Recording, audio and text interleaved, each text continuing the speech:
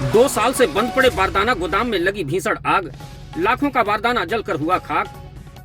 सूरजपुर जिला मुख्यालय से सटे ग्राम पर्री स्थित राइस मिल के भीतर बने बारदाना गोदाम में भीषण आग लग जाने से लाखों का सामान जलकर खाक हो गया है।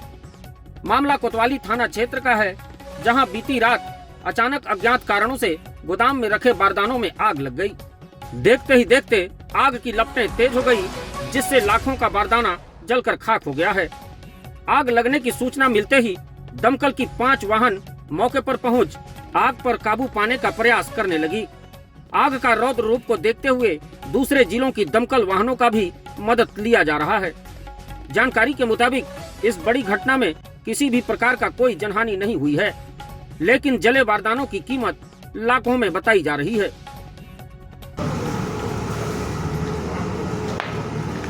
आज